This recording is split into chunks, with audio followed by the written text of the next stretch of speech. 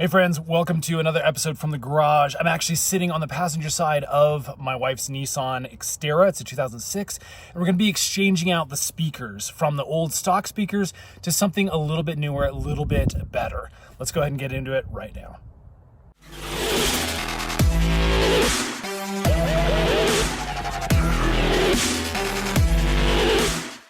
So here are the speakers we're going to be installing. These are JVCs. You can see the model number up there. The reason I chose these is because they have a 400 watt range. They're obviously a nice little step up from what we currently have stock. They're cheap. They're only like, I think right around 40 bucks on Amazon. I'll put a link in the description box below. And the nice feature is that they actually slip just right into this specific stock speaker slot. The other thing I got to make the job as easy as possible is this wiring harness. This is an adapter that basically goes from the stock wiring straight into the speakers up here. So you don't have to do any splicing or anything like that. Again, links for all this will be in the description box below. Okay, so the door panel basically comes off in 3 different stages. The first stage is going to be removing the door handle armrest area. We're going to be pulling this 2 panels up and off to loosen up some bolts that hold this on. So the first thing we need to do is actually take off these 2 little rubber pieces that are on top of our armrest. Now, I'm not going to recommend this method. It's simply what I'm using because I don't want to wait for the plastic tools. What you can use is a flathead screwdriver to get in and wedge these up. Just be very careful because of this edge and that it's metal. You can scratch, scuff your actual rubber here and make it look damaged. So again, if you use this method, be very cautious. If you want to use some very specific plastic pieces that are made for this wedging kind of action, I'll put a link in the description box below where you can pick it up on Amazon. That being said, let's go ahead and start with this one over here on the right. And what I'm going to do, like I said, is just very gently get in here with my flathead screwdriver. And once I'm in, you can kind of just use this wedging motion to pop this thing right off. Now again, don't go after this too heavy because you don't want to break these clips. Like I said, just kind of gently pry and pull up, and eventually, as you can see, this will lift right up and out. Okay, so now we can move on to this big plastic piece up here by the window electronics. And again, I'm going to use this this metal piece, but be very careful because this is what really will scratch if you use this improperly. But what I'm going to do is I'm actually going to start here from the top because I can wedge in just a little bit easier. And then using that to get some leverage, we're again just going to pry this up gently until we can get our fingers kind of in here and just slowly work our way around. And as you can see, that will pull up and off of its clips. Now again, be careful, don't go ripping this out because as you can see, our little window electronics board is held on here by another plastic clip that we have to remove. Okay, so the wiring harness is attached by a little clip that's up front here, and you're basically just going to push that in, and that's going to allow you to pull this whole wiring harness up and out. It takes a little bit of effort. You may need to push on it with your flathead screwdriver, but it does come off pretty easily. So there you go, that's our plastic piece. I'm going to push that off to the side, and now we have access to our 2 bolts that are over in this area holding this whole assembly onto the door panel. So this is going to be a 10mm socket or a Phillips head, depending on what you have access to. I'm going to go ahead and use a socket set to get that out. Okay, here's our socket set, 10mm head, and then I have a little extender bar right here. Again, if you need any of these tools, I'll put links in the description box below. Okay, so let's go after these 2 bolts here. I'm just going to loosen these guys. They actually come off pretty easily, so again, when you're putting this back on, don't torque down super hard. Okay, and that's what that's going to look like. That's our first one. Second one is located right over here.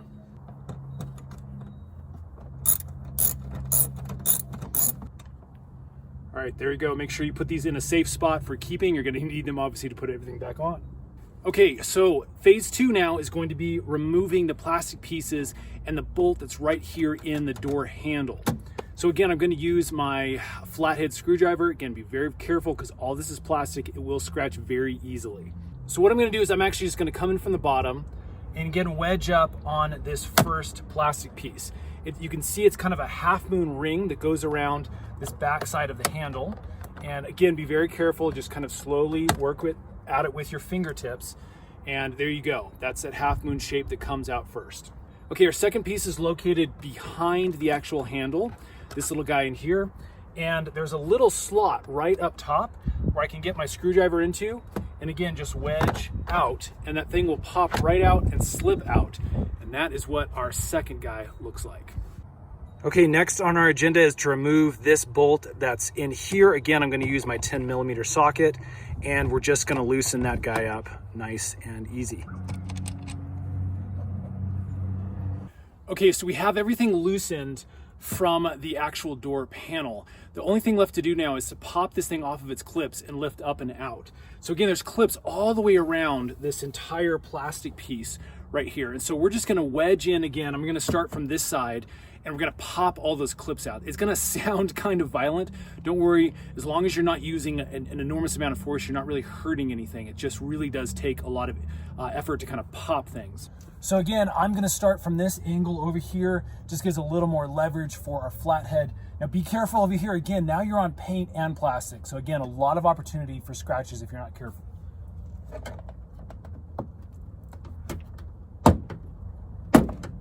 Okay, so as you can see, just with a little bit of force, you can start hearing it pop off. So again, I'm just gonna slowly work my way around here.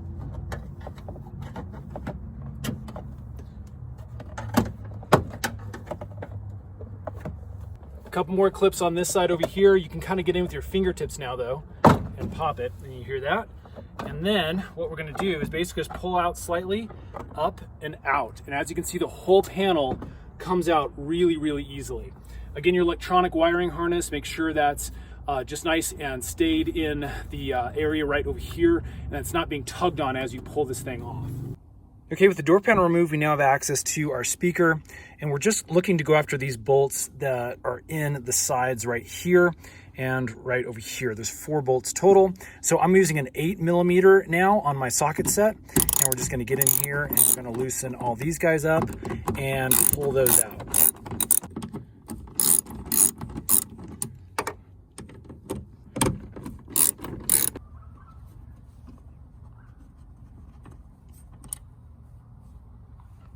Okay, with our bolts out, we can now just come right here. You might have to jiggle this loose just a touch, but then your speaker is actually going to slide right out. Again, don't yank this because we want to make sure we don't rip out our wiring harness that's right in here. So as you can see, the clip is held on by this little guy right here. I'm just going to push in and pull out. Going to need 2 hands to do that, but it's a fairly easy process. Okay, and it's just going to pull away just like that. We've now freed up the speaker, and we can grab our other new speaker and get it all nice and wired up so that it attaches really easily here now to the original harness over there. Okay, now these speakers come with this optional casing that you can put on.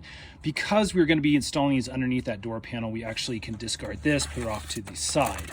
Now, again, on the bottom of these speakers, you can see that they have 2 inputs right here, and one is labeled positive on the right-hand side, one is negative, and that's going to be on the left, again, the way that we're looking at it currently.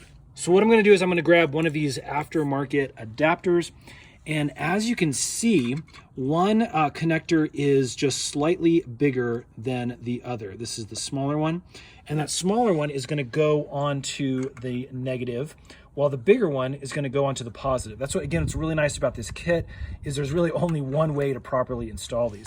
So basically, this is just going to slip on just like this on that side, and then we're going to take this guy, and that'll just slide onto there. And then we can take the plastic and we can slip it down over on top of these terminals. And I believe this is shrink plastic, so if you heat this up, it will shrink down and really tighten that up, make a really nice solid connection, and prevent you from having to wrap this with like electrical tape to make sure everything stays nice and secure. Okay, as you can see, our new speaker is over here by the door, and we've created a nice little connection that I can just go ahead and snap right into that stock wiring harness. Okay, just a heads up, I did have to manipulate the little connector pieces that are inside here. There's 2 little like metal tabs that stick out. Had to manipulate those just slightly with my flathead to make this slide in and click into place.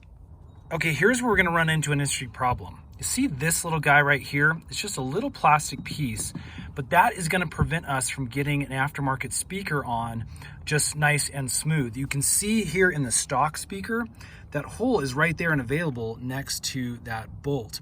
In our new speaker, that would be this screw right here, there's nothing where that little nub is gonna be able to poke through. So what I'm gonna have to do is actually grab these little nippers here, and I'm just gonna come in and I'm just gonna clip that right off. As you can see, there's a little bit of plastic that's still there. We may need to just sand that down or file it down just a little bit. To finish the filing job, I actually just used this box cutter and was able to get it down nice and flat. Okay, now with that piece of plastic actually filed down, this thing actually slides in real nice and easy. You may need to manipulate that harness that's in the back of there just a little bit so it's not wedged inside of this casing here, but it actually just slides really nicely into place now. So I'm gonna go ahead and get those screws, those little 8mm screws, and we can get this nice and tight down into the casing.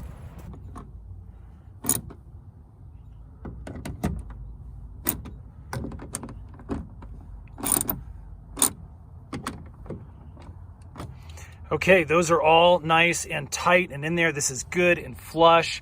Looks great. I might dust this off here a little bit. Okay, now before we actually put the door panel back on, I'm actually going to install the other one on the driver's side so we know everything's working properly. Then I'll go ahead and put the door panel back on. That way we're not having to reverse the steps in case some of these connections aren't completely right.